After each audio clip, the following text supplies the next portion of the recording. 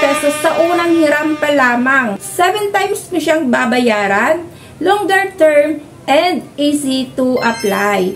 Ayan na nga po mga lalabs ko. So kung ikaw nga po ay naghahanap ng malakihang halaga for your emergency purposes, ayan, tamang-tama itong platform na ibabahagi ko po sa inyo.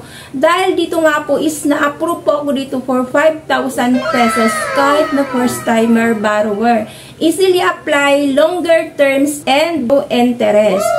Ayan na nga po mga lalabs ko. So kung interested ka nga po na malaman ang platform na ito, ilalagay ko na lamang po dyan po sa description box or sa comment section ang link ng platform na ito. Nang sa gayon po, gustuhin nyo po na mag-apply, direkta na po kayo doon sa kanila pong website. Ayan na nga po, basically kung gusto mo na malaman ang iba pa pong detalye dito, panoorin nyo po yung video na ito hanggang dulo para dito pa lang is magkaroon na po kayo ng idea kung ano-ano nga ba yung mga deductions niya dito and how long yung repayment period na ibibigay nila doon sa installment basis na inalok nila. Bago tayo mag-proceed, kung bago pa lang po dito sa aking YouTube channel, please consider to subscribe na muna and click mo na rin po ang bell button dyan para naman lagi kang notified sa mga utangan moment na ginagawa ko dito sa aking channel.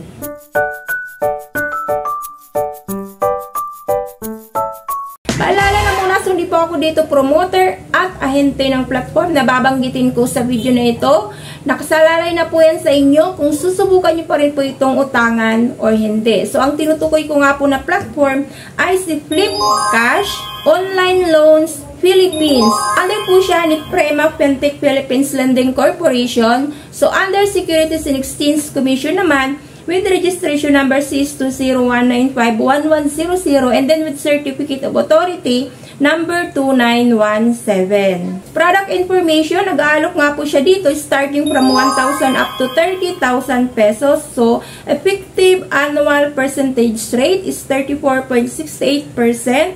Late fee based on outstanding amount due. Tax is 1.5%. And minimum repayment niya daw po dito is 91 days and maximum repay period offered up to 120 days. So, requirements nga po niya dito is any persons in the Philippines and 18 years old and above, at least one valid ID and a phone. Acceptable valid IDs is PhilHealth ID, UMID ID, SSS, Passport, PRC ID, JSIS ID, Voters ID, Postal ID, and Driver's License.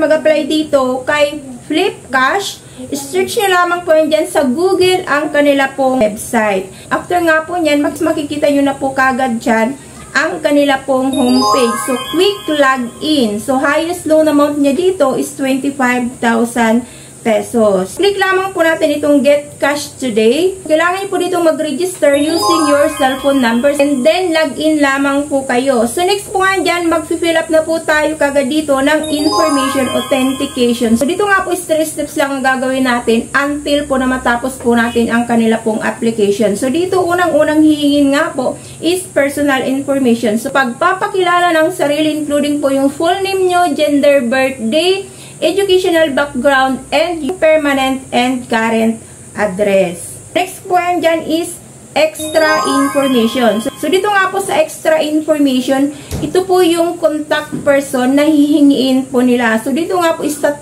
contact person lamang po ang hinihingi po dito ni Flipcash, including po full name, contact number, and then yung relationship. And nasa 3rd step na tayo agad. So, withdrawal information. So, dito meron po silang e-wallet and then bank transfer.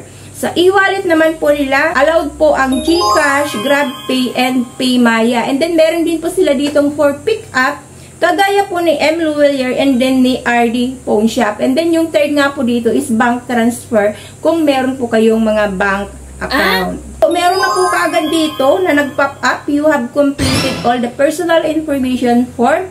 Please select the amount of loan you need. So, dito nga po is available na po kaagad dito is yung 1,000, 2,000, 3,000, 4,000, and then yung 5,000. So, dito pa nga lang po as a first-timer borrower, na-approve na po kaagad nila dito yung application ko for 5,000 pesos. And then, long term nga po is 91 days. So installment repayment pa po siya. So, click lamang natin po itong next. Details of loan. Loan amount is 5,000. So, loan period nga daw po is 91 days. So, service fee, 1,350. Interest nga po niya is 116. Receivable amount is 3,600. Amount repayable is 5,116. So, makikita po natin yung repayment schedule na binigay po nila. So, dito nga po is 7 times na babayaran. So, first repayment nga po is 2,814.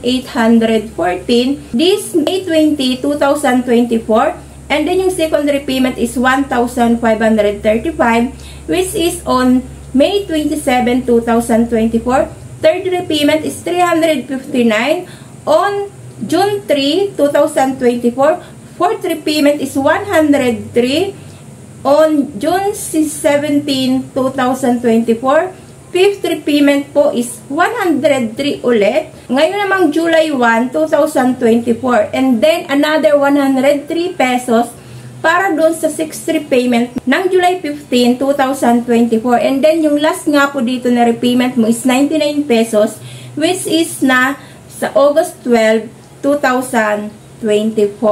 Ayan, pinaliwanag nga naman na po nila, na-specify naman nila kung magkano nga ba yung amount na babayaran per installment repayment. So, malinaw naman po na na-specify na Flipcash. Hindi mo pala dito marireceive ng full yung 5,000 dahil magiging 3,600 lamang po ang matatanggap mo dito dahil nga po yung service fee nila dito is 1,350. And then, yung interest nga po niya dito is mababa nga naman talaga, which is na 160 lamang. And then, dito, mga loves ko, is after 5 days po, is kailangan nyo na pong i-repay yung first installment nyo dito, which is na 2,814. So, ito yung medyo mabigat. Sa unang repayment pa lamang po is na medyo malaki na po. At so, ayan na nga po sa pag-aralan nyo po, pag-isipan nyo po, dahil bigay na po sila dito ng mga dates kung kailan po kayo magre-repayment ng iyo pong nautang dito.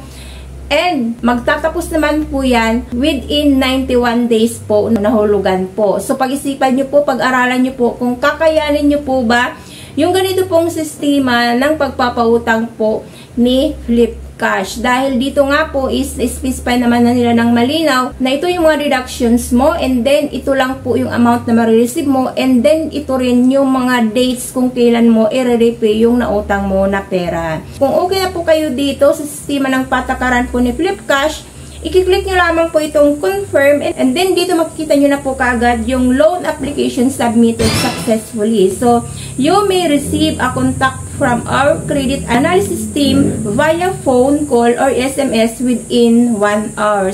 So, kailangan nyo po na i-active ang inyo pong mga cellphone dahil within 1 hour po na nakapag-apply po kayo dito, nakapag-fill up kayo ng form dito kay Flipcash, meron po yan dyan tatawag na credit analysis po nila para po doon sa verification ng inyo pong application. And then, para po doon sa disbursement once na nagkasundo pa kayo ng caller ng Flipcash. So, ayun na nga po mga loves ko. So, sana nakatulong yung review na ito at yung pangutang ko rin po dito kay Flipcash. Nagkaroon kayo ng idea bago man po kayo dito mangutang. So, thank you for tuning in for now mga loves ko. God bless po. Bye-bye.